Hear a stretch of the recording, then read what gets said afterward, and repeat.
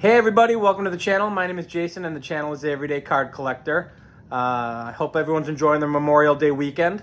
I'm recording this on Sunday, the weekend of Memorial Day holiday. I have Monday off, as I think most people do. So if you do have it off, I hope you're enjoying a little time with friends and family. Kind of reflect on what the holiday is, but also spend a little time with family and friends. You get that extra day to do that, so that's always fun.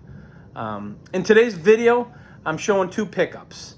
So it shouldn't be too bad. It should be fairly quick, but I wanted to talk about one of them. I'm really excited about one of these pickups. Obviously love them both, but one I'm particularly excited about. The reason I'm excited about it is I wasn't real familiar with this particular item, but learned about it from YouTube. Learned about it from another channel. Learned about it from another content creator. And I was on a live stream this last Friday. I think Sammy Thunder, if you don't know who he is, I'm sure most of you do if you watch my channel. Sammy Thunder has a channel, and he did a Friday night chat and chill, and we were talking about do actual content creators influence what people purchase? And I kind of came up with the thought that I don't know that we necessarily influence people as to what they should be buying or lean them one way or another. For me, I watched several channels for a year or two before I even started my own channel. And it wasn't a matter of someone necessarily influencing me to purchase stuff, but I was learning about new items and learning about new sets and new things that I never knew about just by watching somebody's channels. So I think if we consider it more as a learning opportunity, and then you can decide if that's something you want to purchase or not. I don't really look at it as influencing. I look at it more as the opportunity to learn about a lot of different things. And if you so choose to go down that rabbit hole, if you will, you can do so. I know there's a lot of people out there who collect, and they collect vintage golden age stuff, 50s and 60s, and don't want to fall into that rabbit hole of pre-war. But you can still learn about it online. And if you so choose to, take that path, see what it's about. I kind of like it all. So, I know a lot of people consider things oddball items or not common items, referring to not the common sets such as Topps or Bowman. But there's a lot of cool stuff out there. And I kind of picked one up because of what I saw on another channel. So I'm pretty excited about it. We're going to kind of get into it. I'll show you that one along with the other pickup. I'll probably chat a little bit more about the one that I got through eBay. That was the one I'm excited about. And then the other purchase I got at a local card shop. Very excited about that as well. But I was pretty pumped for the item that I purchased on eBay. So we'll take a look at these two items and talk about them a little bit and take it from there. So let's get into it.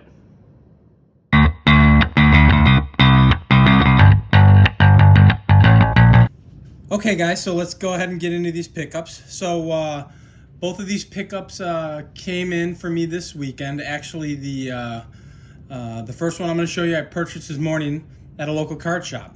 And then the second one came in from eBay, which is the one I was pretty excited about, and we'll kind of get into that one a little bit more in depth. But yeah, I had the opportunity to do a little shopping and running some errands with my wife today, so I hit up a local card shop and I picked up this 1958 Jim Bunning, second year card for him. Beautiful card, very good looking card. I love the 58 set. I know my friend Alex at Bowman 53 isn't a big fan, but I love it. I love the different colors in the background. I love the logos of the teams. The close-up shots don't bother me at all. I think they're actually really cool. So when I saw this, I had to grab it. I love supporting our local card shops a little bit. It's a tough world out there competing with eBay and ComC and all these auction houses and different ways to purchase cards. So if I get the opportunity to support the small business, I certainly want to do that. And I try to with my local card shops here in my area. This guy was $10. So didn't even bother arguing, didn't even bother trying to haggle a different price. Just went ahead and bought it for $10. So that's the first pickup. And I'll kind of put him over here to make room for the other guy. Second pickup. So as I mentioned in the introduction, guys, this next pickup for me was something that I wasn't real familiar about. I actually saw it on another channel, and it really intrigued me, and I dove into them a little deeper, educated myself on this particular item and what it's all about, and ended up purchasing this, and I'm most likely going to purchase a few more in the future. So I was watching, if you guys are not familiar, Rick Vintage Oddball Cards. I'm sure most of you who watch my channel are familiar with Rick himself, but if you are not, Rick from Vintage Oddball Cards is the gentleman who introduced me to this particular item that I purchased. And I've never met Rick. We've chatted a little bit here and there on each other's chats and channels, but I've never really officially met him. But I do know this, like guys like Rick, Rick's been a collector for a very long time, as has John Mangini, the Mangini Collection. And guys like that, when I watched their channels, when I started watching their channels, it was extremely educational for me. And I actually even tell them that occasionally when they're showing me a new set or something of that I'm not real familiar with. I leave a comment in the chat of the video and say simply, thanks for showing me this, I was unaware of that. And that's the education part that I was talking about. You know, there are channels like mine who are, I'm just a guy, you know, I'm still learning, loving vintage, and still have a lot to collect and still have a lot that I want to do within the hobby. And I'm just doing this for fun and showing my collection, sharing my collection, making new friends through this YouTube content creation thing, and absolutely loving it. But there are channels that I think, you know, I strongly encourage if you want to learn about all the different things, all the different sets, all the different types of cards that are out there, whether it's pre-war or something else. You know, Rick, Vintage Oddball Cards, John, the Mangini Collection, Dave, Blue Jacket 66. These are guys, Orlando, A Collector's Dream. These channels just have a wealth of knowledge, and all of them have been collecting for a very long time. And I find myself learning something every time I'm watching them. So I'll quit jabbering on here, and I'll get to the piece itself. And you can see I made a little room here. This is the piece itself. So that is a 1964 Aurora Vision record. And what it is, it's a small record. And if you went ahead and put it on the record player, it's an interview with Mickey Mantle. So as you can see the kind of the lines in the record itself, which makes it a record. You had to lay it flat like you would any other record. This would go through the center of the record player, and you could listen to the interview. So the first time I saw this, I saw it again on Rick's channel, Vintage Oddball Cards, and what intrigued me about it is he has the Willie Mays. And the image of the Willie Mays was awesome. Just a real good image, a great image of Willie Mays. And that's going to be one of the items that I'm picking up in the near future. I loved the image of this Mickey Mantle, and for the price I had to grab it. So again, this is the 1964 Aurora Vision, what I'd call records. Record cards, I think is what they refer to them as. I've done a little research on them. So they came out in '64, and if you flip them, they're almost like a baseball card, guys, if you're not real familiar with them. So they've got stats and all of that good stuff on them. They came out, if you look at the actual piece itself, it says 1962, copyright 1962, but there's stats on here from '63. So as I was digging into this item a little bit more, they came out in '64, but there was also prototypes that came out in '62. But I think both the '64s and the '62s both say copyright 1962 in that bottom corner that I was showing you. And I want to be careful, guys, because I took this out of the holder. So in that corner, I think both the '62s and the '64s have a copyright of that 1962. That didn't change. So in the research that I was doing, the way you can tell the difference between the '62 and the '64s, the '62 only has stats from '61, obviously. And then the '64 has stats to '63. So that's kind of how I was figuring out the difference between them. I also know there was a variation image of Mickey Mantle, which is a real cool image as well. So if you get the chance to look into these, look up that one. It is a different image, kind of, I believe, if I'm not mistaken, it's kind of he's in his backswing. And I initially thought, well, maybe that's the prototype and that's a true '62. But when I researched that one or looked at that one a little closer, it had 63 stats as well. So I don't know if it was just a variation image and for him and him only. I still have to do a little more research to figure that out. But I did find one or two that were dated or had stats of the player from 61. So that was my way of saying, okay, now I know it's a 60. That particular one's a 62.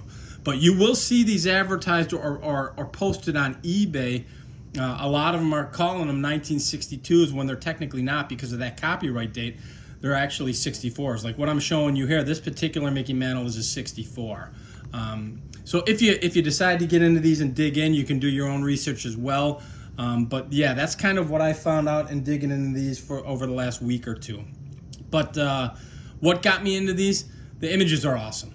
And that's what's always going to get me into a card or an item. I love the image. I think this Mickey Mantle image is fantastic. This particular one is in great shape, guys. And PSA does grade these. I've seen PSA graded copies of this for sale, and I saw one of SGC. And again, what cracks me up is the SGC called it out as a 1962, but I believe it was a 64. If you flipped the record over, or they showed you the back side of the one that was in an SGC case, it had 63 stats on it. So if there's anyone out there who knows more about these Aurora Vision records than I do, please feel free to correct me. But this was kind of the research I've been doing over the last week and a half. But yeah, so what drew these to me? Rick showed the Willie Mays, which was an awesome image. I dug into these a little more. I love the Mickey Mantle image. And the set itself, if you wanted to call it a set, guys, it's only 16 records total. So you want to talk about possibly doing building a doable set, this would be it. And the reason I would tell you that, guys, is I'm going to tell you what I paid for this Mickey Mantle in fantastic shape. It's in such good shape, I'm probably going to grade it. The cost of this was $33.50. So that was not including shipping. Shipping and taxes, I am at $40 out the door on this. And this is a plain days item of of Mickey Mantle. So, a lot of people, they don't have Mantle in their collection. They feel he's too expensive. Well, this is a way to get him into your collection. The record itself stands about 7 inches high, so it's not tremendously large. Obviously, it is oversized, but it's not huge. It's slightly bigger. Quite a bit bigger, but not terribly much larger than like a Redman card with tab. So you can kind of see here the difference in the 58. So I mean, obviously it's larger. It's going to be oversized. You will be charged for an oversized item if you decide to grade it. But $40 out the door on this, guys, for a plain days item of Mickey Mantle. Now, actually, what I have been finding and doing my research is the Willie Mays is a little more expensive, and that's about I'm seeing it in a range of $50 to $70. But yeah, look at that, guys. Stats on the back, little blurb on the player. This thing is awesome, and I'm not what they quote unquote call an oddball guy, but I just think that image is beautiful. So there's a high probability I might be grading this, guys, because I love it. I absolutely love it, and you can bet your bottom dollar you're going to see more of these in the near future. Actually, kind of got a couple on the want list already, and maybe getting purchased throughout the weekend here. So, but that's it, guys. 2 items. I was really excited about this one. Hope I gave you a little knowledge on it. Do a little research yourself. By all means, I've just been doing that research, so if I'm incorrect, please feel free to correct me in the comments. But really excited to have this piece as well as the 58 bunning. So again, guys, I appreciate you always jumping on and watching. I hope you all have a wonderful Memorial Day weekend. And if you like this kind of content, please feel free to like and subscribe. And until the next video, we'll talk then. Thanks, guys.